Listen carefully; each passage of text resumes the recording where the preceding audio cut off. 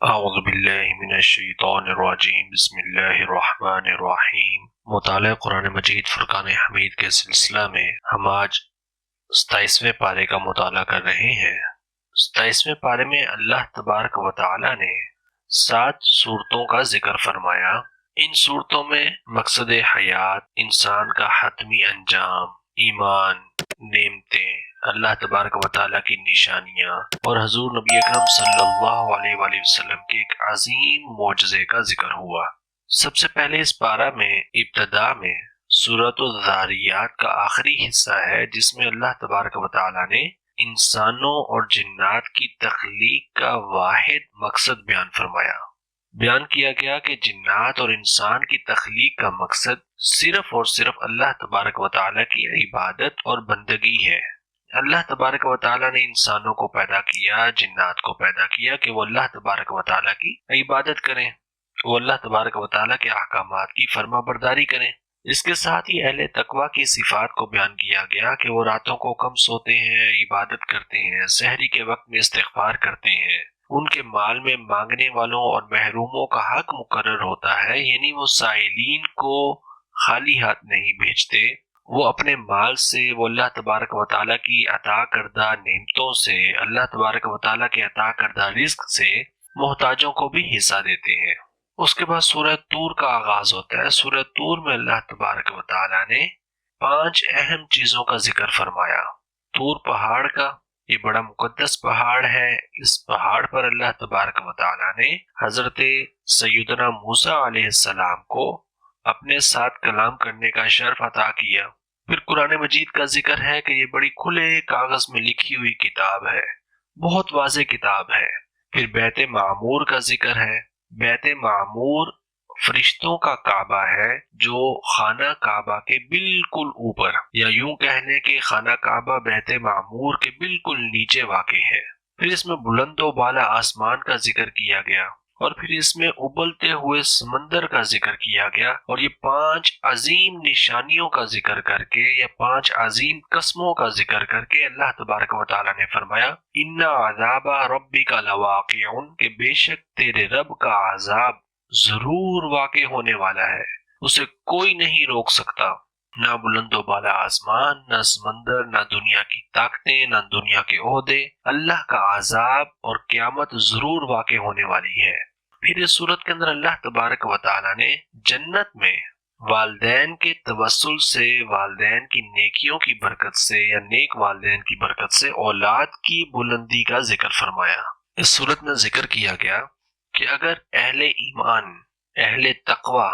متقی لوگوں کی اولاد نے ایمان میں، دین میں، شریعت میں اپنے آبا کی پیروی کی ہوگی، ان کی اطاعت اور فرما برداری کی ہوگی، جو در حقیقت شریعت کی فرما برداری ہے، جو در حقیقت شریعت کی پیروی ہے، تو اللہ تبارک و تعالیٰ ان کے اعمال کم ہونے کے باوجود جنت میں انہیں ان کے والدین کے ساتھ ملا دے گا، اور اس سے والدین کے ثواب یا ان کے درجات میں کمی واقع نہیں ہوگی، بلکہ یہ محض اللہ تبارک و تعالیٰ کا فضل ہوگا جو وہ اولاد پر اور والدین پر فرمائے گا۔ اور پھر ذکر کیا گیا اسی صورت میں اہل ایمان کے انعام کا۔ پرہیزگار لوگ، متقی لوگ جنت میں یا جنت کے باغات میں وہ ایک بہترین بچھے ہوئے تختوں پر ٹیک لگا کر بڑے خوش باش بیٹھے ہوئے ہوں گے، انہیں کوئی پریشانی نہیں ہوگی، کوئی غم نہیں ہوگا۔ پھر اسی صورت میں حضور نبی کریم علیہ الصلوۃ والسلام کا دفاع فرمایا گیا کہ اللہ تبارک و تعالیٰ نے ارشاد فرمایا،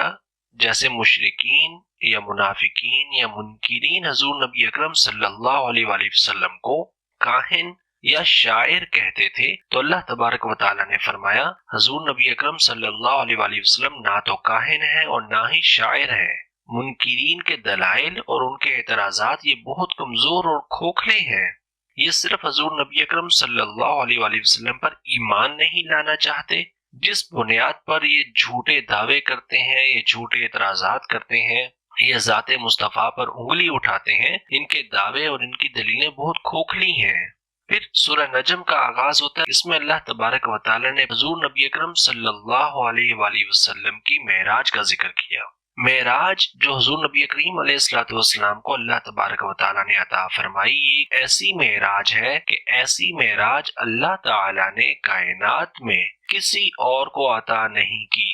اللہ تبارک و تعالیٰ نے حضور نبی کریم علیہ الصلوۃ والسلام کو اپنا اتنا قرب عطا فرمایا کہ قرآن مجید نے فرمایا اعوذ باللہ من الشیطان الرجیم فکان قاب قوسین او ادنی۔ اللہ تبارک و تعالیٰ نے حضور نبی اکرم صلی اللہ علیہ وآلہ وسلم کو اپنے اتنا قریب کر لیا جیسے قوسین ہوتے ہیں، جیسے کمان کے دو کنارے ہوتے ہیں، بلکہ او ادنا اس سے بھی زیادہ قربت عطا فرمائی۔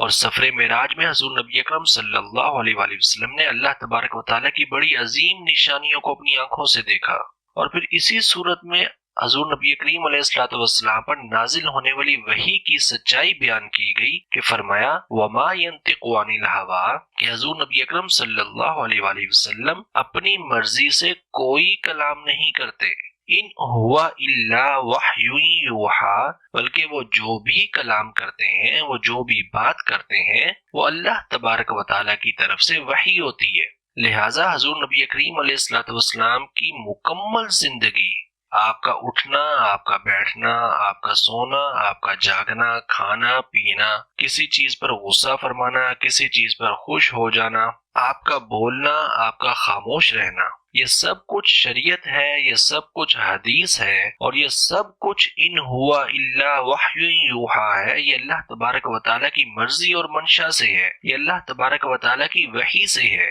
پھر اللہ تبارک و تعالیٰ نے اس صورت میں کافروں کے ایک اعتراض کا رد کیا کہ مشرکین وہ فرشتوں کو اللہ تبارک و تعالیٰ کی بیٹیاں قرار دیتے تھے، تو اللہ تبارک و تعالیٰ نے فرمایا یہ ان کا محض وہم ہے، گمان ہے، اور گمان حق کے مقابلے میں کوئی حیثیت نہیں رکھتا، کوئی دلیل تو نہیں ہے ان کے پاس کہ وہ کہہ رہے ہیں کہ فرشتے اللہ کی بیٹیاں ہیں۔ اللہ تبارک و تعالیٰ کی تو کوئی اولاد نہیں ہے، کوئی بیوی نہیں ہے، وہ کسی کا باپ نہیں ہے، تو ان کے پاس تو کوئی ایسی دلیل نہیں ہے، یہ تو ان کا گمان ہے، گمان حق کے مقابلے میں کوئی حیثیت نہیں رکھتا۔ پھر سورۃ القمر کا آغاز ہوتا ہے۔ سورۃ القمر میں اللہ تبارک و تعالیٰ نے قیامت کے قریب آنے کا ذکر کیا اور حضور نبی کریم علیہ الصلوۃ والسلام کے ایک عظیم معجزے کا ذکر فرمایا۔ ارشاد فرمایا گیا کہ قیامت قریب آ گئی اور چاند پھٹ گیا۔ یہ در حقیقت اشارہ ہے ہجرت سے 5 سال پہلے جو حضور نبی کریم علیہ الصلوۃ والسلام نے اپنی انگلی مبارک کے اشارے سے چاند کے 2 ٹکڑے کیے اور چاند جبل حیرا کے دونوں سائیڈوں میں بٹ گیا، ایک سائیڈ پر ہو گیا آدھا حصہ دوسری سائیڈ پر چلا گیا۔ تو حضور نبی کریم علیہ الصلوۃ والسلام کی اس معجزے کا ذکر کیا گیا، اس معجزے کی حقانیت بیان کی گئی اور فرمایا گیا کہ قیامت بہت قریب ہے۔ یہ ڈرایا اس لیے گیا کہ اس موقع پر بھی مشرکین نے، کفار نے، حضور نبی کریم علیہ الصلوۃ والسلام کا انکار کرنے والوں نے کلمہ نہیں پڑھا، بلکہ وہ کہنے لگے یہ تو بڑا کھلا جادو ہے۔ حالانکہ وہ سمجھتے تھے کہ جادو آسمان پر نہیں چلتا، جادو کا تعلق زمین سے ہے، جادو زمین سے باہر نہیں ہو سکتا۔ اس کے باوجود مشرکین نے اس چیز کا انکار کیا اور نبی کریم علیہ الصلوۃ والسلام کا کلمہ پڑھنے سے انکار کر دیا، ضد پر اتر آئے، ڈھیٹ پن پر اتر آئے۔ تو اللہ تبارک و تعالیٰ نے یہاں پر حضور نبی کریم علیہ السلام کے معجزے کا ذکر کیا اور مشرکین کو، منافقین کو، کفار کو ڈرایا گیا کہ اقتربت الساعۃ، قیامت بہت قریب ہے،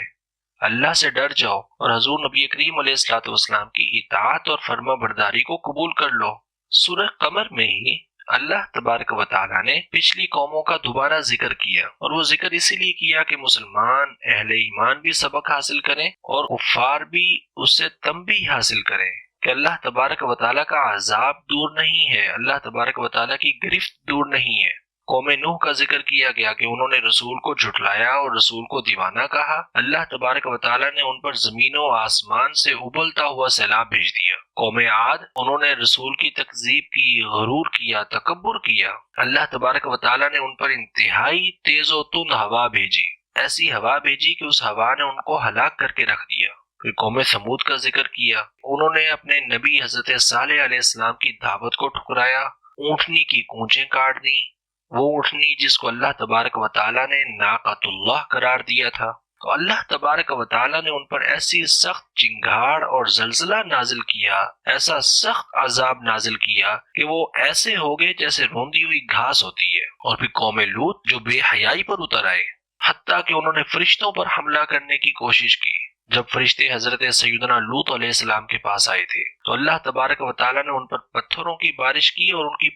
پوری بستی الٹ دی۔ ان پچھلی قوموں کا بار بار ذکر آتا ہے قرآن مجید فرقان حمید میں، اور مقصد یہی ہے کہ اہل ایمان بھی سبق حاصل کریں اور کفار بھی تنبیہ حاصل کریں کہ اللہ تبارک و تعالیٰ کا عذاب دور نہیں ہے، اللہ تبارک و تعالیٰ کی گرفت دور نہیں ہے۔ پھر سورۃ القمر میں ذکر کیا گیا ایک آیت، بڑی سبق آمیز آیت، فرمایا گیا کہ وَلَقَدْ يَسَّرْنَا الْقُرْآنَ لِلذِّكْرِ فَهَلْ مِن مُدَّكِرٍ، اور بے شک ہم نے قرآن مجید کو نصیحت کے لیے آسان کر دیا، کوئی اس سے نصیحت قبول کرنے والا کوئی ہے؟ گویا کہ ہمیں بتایا جا رہا ہے کہ قرآن مجید فرقان حمید کو اللہ تبارک و تعالیٰ نے فقط کتاب ثواب بنا کر نازل نہیں کیا، یہ کتاب نصیحت ہے۔ سورہ یاسین میں بھی یہی فرمایا گیا۔ قرآن مجید فرقان حمید میں جا بجا یہ ذکر آتا ہے کہ قرآن مجید کتاب ہدایت ہے، یہ کتاب نصیحت ہے، اس سے تذکر حاصل کرو، اس سے ہدایت حاصل کرو، اس سے نور حاصل کرو، اس کو فقط کتاب ثواب نہ بنا لو۔ ہم نے قرآن مجید فرقان حمید کو صرف کتاب ثواب بنا رکھا ہے، اور یہ آیت ہم سے سوال کر رہی ہے کہ فَحَلْ مِن مُدَّكِرٍ، ہے کوئی قرآن مجید سے نصیحت حاصل کرنے والا، نصیحت قبول کرنے والا؟ اور یہ آیت سورہ قمر میں بار بار دہرائی گئی، اور اس کا مقصد یہ ہے کہ یہ قرآن مجید محض کہانی نہیں ہے، پرانی اقوام کے قصے فقط کہانیاں نہیں ہیں، بلکہ یہ زندہ دلوں کے لیے بیداری کی کھلی دعوت ہے۔ یہ اللہ تبارک و تعالیٰ اور حضور نبی کریم علیہ الصلوۃ والسلام کی اطاعت اور فرما برداری کرنے کے لیے ایک قانون ہے کہ اس پر عمل کرو۔ اس کے بعد سورہ رحمان کا آغاز ہوتا ہے۔ سورہ رحمان میں اللہ تبارک و تعالیٰ نے کائنات کے توازن کو اور اپنی نعمتوں کو ذکر کیا۔ ارشاد فرمایا گیا کہ رحمان وہ ہے جس نے قرآن سکھایا، انسانوں کو پیدا کیا، بولنا سکھایا، سورج، چاند، ستارے، درخت سب اللہ کے حکم کے پابند ہیں اور اللہ تبارک و تعالیٰ کے سامنے سجدہ ریز ہیں، اور اللہ تبارک و تعالیٰ نے آسمان کو بلند کیا، ترازو اور توازن کو قائم کیا، اور انسانوں کو تلقین کی گئی کہ وہ عدل قائم کریں اور تولنے میں اور اپنی زندگی کے دیگر معاملات میں توازن قائم کریں اور عدل کو قائم کریں۔ ان نعمتوں کا ذکر کر کے فرمایا گیا کہ فَبِأَيِّ آلَاءِ رَبِّكُمَا تُكَذِّبَانِ، کہ اے انسانوں اور اے جنات کے گروہ، تم اپنے رب کی کون کون سی نعمتوں کو جھٹلاؤ گے؟ تم تو اللہ تبارک و تعالیٰ کی نعمتوں کو گن بھی نہیں سکتے، ان کا شمار ہی نہیں کر سکتے، جھٹلانا تو بہت دور کی بات ہے۔ اور پھر سورہ رحمان میں فرمایا گیا کہ جو شخص اپنے رب کے سامنے کھڑا ہونے سے ڈرتا ہے، یعنی وہ خشوع اختیار کرتا ہے، وہ خضوع اختیار کرتا ہے، وہ تقوی اختیار کرتا ہے، وہ اللہ تبارک و تعالیٰ کے سامنے کھڑے ہوتے ہوئے عاجزی اختیار کرتا ہے، اس کے لیے اللہ تبارک و تعالیٰ نے جنتان، دو جنتیں، دو باغات تیار کر رکھے ہیں، وہ سرسبز و شاداب ہیں، ان میں رواں چشمے ہیں، ان میں بڑے بہترین پھل ہیں، دوہرے مزے والے پھل ہیں۔ اللہ تبارک و تعالیٰ نے ان کے لیے بڑی بے بہا نعمتیں تیار کر رکھی ہیں، اور اللہ تبارک و تعالیٰ انہیں وہ نعمتیں عطا فرمائے گا۔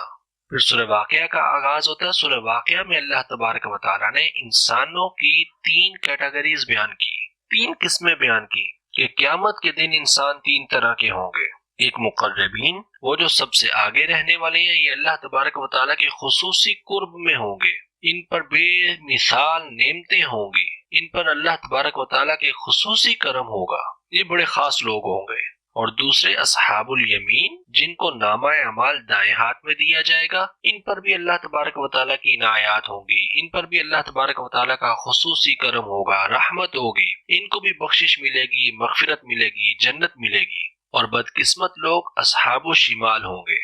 جو بائیں ہاتھ والے ہوں گے، جن کو بائیں ہاتھ میں نامہ اعمال دیا جائے گا، ان کی غذا زقوم کا درخت ہوگا جو ان کا معدہ پگھلا دے گا، اور ان کے پینے کے لیے پیپ اور کھولتا ہوا پانی دیا جائے گا۔ یہ جہنمی لوگ ہوں گے، اللہ تبارک و تعالیٰ انہیں جہنم میں ڈال دے گا۔ تو سورہ واقعہ میں بنیادی طور پر انسانوں کی ان 3 کیٹیگریز کا ذکر کیا گیا کہ قیامت کے دن انسان 3 طرح کے حالات میں ہوں گے۔ پھر ذکر آتا ہے سورۃ الحدید کا۔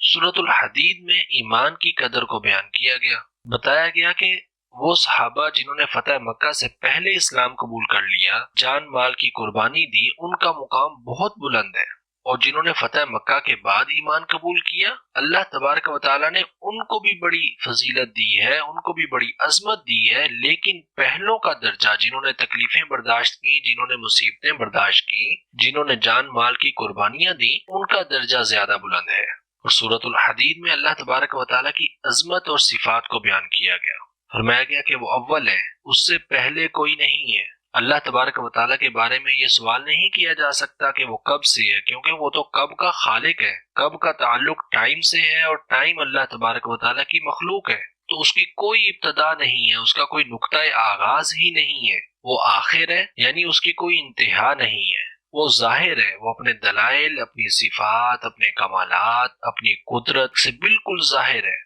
جو اسے پہچاننا چاہے، جو اسے ماننا چاہے، اس کے لیے کوئی رکاوٹ نہیں ہے، لیکن وہ ظاہر ہونے کے ساتھ ساتھ وہ باطن بھی ہے، یعنی اس کی ذات لوگوں کی آنکھوں سے پوشیدہ ہے۔ کوئی آنکھ اللہ تبارک و تعالیٰ کو دیکھنے کی سکت نہیں رکھتی۔ اللہ تبارک و تعالیٰ کی وسعت علم کو بیان کیا گیا کہ اللہ تبارک و تعالیٰ کا علم لا محدود ہے، لا انتہا ہے، اس کی کوئی درجہ بندی نہیں ہے، اس میں کوئی کمی نہیں ہے، وہ ازلی ہے اور وہ ابدی ہے، وہ کائنات کی ہر چھوٹی بڑی چیز کا مکمل علم رکھنے والا ہے، وہ ہر شے کو ہر جہت سے جانتا ہے، اور اس کا یہ علم ازلی ہے، اس میں کوئی تدریج نہیں ہے۔